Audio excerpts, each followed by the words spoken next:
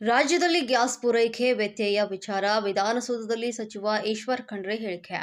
ಕರ್ನಾಟಕದಲ್ಲಿ ಎಲ್ಲ ಕಡೆ ಗ್ಯಾಸ್ ಸಿಗ್ತಾ ಇಲ್ಲ, ಆಹಾರ ಕೂಡ ಸಿಗ್ತಾ ಇಲ್ಲ. ಕೊರೋನಾ ಸಂದರ್ಭದಲ್ಲಿ ಔಷಧಿ ರೀತಿ ಈಗ ಆಗಿದೆ. ಇದು ಗಂಭೀರ ವಿಚಾರ. ಕೇಂದ್ರ ಸರ್ಕಾರ ವಿಫಲವಾಗಿದೆ.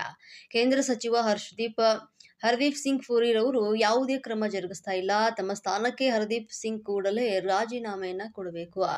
ಬೇರೆ ಬೇರೆ ಮೂಲಗಳಿಂದ ಗ್ಯಾಸ್ ಖರೀದಿಯನ್ನ ಮಾಡಬೇಕು. ಕಾಳಸಂತೆಯಲ್ಲಿ ಗ್ಯಾಸ್ ಮಾರಾಟ ಆಗ್ತಾ ಇದೆ. ಬಿಜೆಪಿಯವರು ಆತ್ಮಾವಲೋಕನ ಮಾಡಿಕೊಳ್ಳಬೇಕು. ನಿನ್ನೆ ಶಾಸಕಾಂಗ ಪಕ್ಷದ ಸಭೆಯಲ್ಲಿ ಶಾಸಕರಿಬ್ಬರು ಗಲಾಟೆಯ ವಿಚಾರ. ಅದು ಯಾವುದೂ ಆಗಿಲ್ಲ, ನಮ್ಮ ಪಕ್ಷದ ಆಂತರಿಕ ವಿಚಾರ ಅಷ್ಟೇ. ಯಾರೂ ಸಹ ಅಲ್ಲಿ ಕೈ ಮಿಲಾಯಿಸಿಲ್ಲ. ಅವರವರ ಅಭಿಪ್ರಾಯವನ್ನ ತಿಳಿಸಿದ್ದಾರೆ ಅಷ್ಟೇ. ಶಾಸಕಾಂಗ ಸಭೆ ಬಹಳ ಸೌಹಾರ್ದಯುತವಾಗಿ ಆಗಿದೆ ಅಂತ ಹೇಳಿದರು.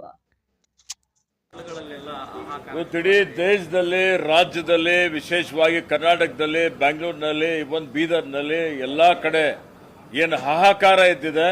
ಅಡಿಗೆ ಅನಿಲ್ ಸಿಲಿಂಡರ್, ವಾಣಿಜ್ಯ ಸಿಲಿಂಡರ್ ಸಿಗ್ತಾ ಇಲ್ಲ, ಜನರಿಗೆ ಆಹಾರ ಸಹಿತ ಸಿಗ್ತಾ ಇಲ್ಲ. ಕಾಳಸಂತೆಯಲ್ಲಿ ಮಾರಾಟ ಮಾಡ್ತಾ ಇರ್ತಕ್ಕಂಥದ್ದು ನಾವು ನೋಡ್ತಾ ಇದ್ದೀವಿ.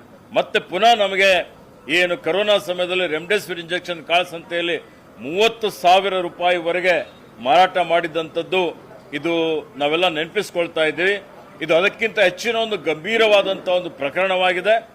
ಕೇಂದ್ರ ಸರ್ಕಾರ ಸಂಪೂರ್ಣವಾಗಿ ಇದರ ಬಗ್ಗೆ ಆಲೋಚನೆ ಮಾಡಲಿಕ್ಕೆ ವಿಫಲವಾಗಿದೆ. ಕೇಂದ್ರದ ಪೆಟ್ರೋಲಿಯಂ ಮಂತ್ರಿ ಆದಂತಹ ಹರ್ದೀಪ್ ಪುರಿ ತನ್ನದೇ ಆದಂತಹ ಎಫ್ಸ್ಟೀನ್ ಫೈಲಲ್ಲಿ ಅವರು ಸೇರಿಕೊಂಡು ಇವತ್ತು ಅವರು ಯಾವುದೇ ರೀತಿಯ ಕ್ರಮ ತೆಗೆದುಕೊಳ್ಳಿಕ್ಕೆ ಸಾಧ್ಯ ಆಗ್ತಾ ಇಲ್ಲ. ತತ್ಕ್ಷಣವೇ ಅವರು ರಾಜೀನಾಮೆ ಕೊಡಬೇಕು. ಕೇಂದ್ರ ಸರ್ಕಾರ ಈ ಏನು ಸಮಸ್ಯೆ ಇದೆ ಇದನ್ನು ತತ್ಕ್ಷಣವೇ ಬಗೆಹರಿಸಬೇಕು. ಬೇರೆ ಬೇರೆ ಮೂಲಗಳಿಂದ ಇವತ್ತು ಗ್ಯಾಸ್ಗಳನ್ನು ಖರೀದಿ ಮಾಡಿ ನಮ್ಮಲ್ಲಿರುವಂತಹ ಏನೊಂದು ಇವತ್ತು ಸಿವಿಲ್ ವಾರ್ ಆಗುವಂತ ಒಂದು ಪರಿಸ್ಥಿತಿ ಬರುವಂತಹ ಸಂದರ್ಭ ಇದೆ.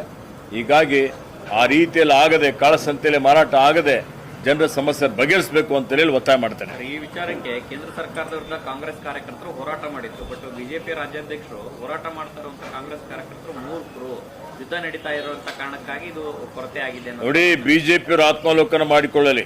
ಈ ಯುದ್ಧ ನಡೀತದೆ ಅಂತೇಳಿ 3 ತಿಂಗಳಿಂದ ನಡೀತಾ ಇತ್ತು. 3 ತಿಂಗಳಿಂದ ನಡೀತಾ ಇದ್ರು. ಯಾಕೆ ಇವರು ಪೂರ್ವ ಸಿದ್ಧತೆ ಮಾಡಿಕೊಳ್ಳಲಿಲ್ಲ? ಇವರೇನು ಇವತ್ತು ಇವ್ರ ವಿದೇಶ ನೀತಿ ಏನಿದೆ, ವಿದೇಶಿ ನೀತಿಯಲ್ಲಿ ಇವರು ವಿಫಲಗೊಂಡಿದ್ದಾರೆ. ಇವರು ಸಮನ್ವಯ ಕಾಪಾಡಿಕೊಂಡು ಹೋಗಬೇಕಾಗಿತ್ತು. ಯಾರ ಪರ ಯಾರ ವಿರೋಧನೂ ಇರದ ರೀತಿಯಲ್ಲಿ ಎಲ್ಲರ ಜೊತೆಯಲ್ಲಿ ಸಂಪರ್ಕ ಚೆನ್ನಾಗಿ ಇಟ್ಕೊಂಡು ಬಿಡ್ತಿದ್ರೆ ಈ ಸಮಸ್ಯೆ ಆಗ್ತಾ ಇರಲಿಲ್ಲ.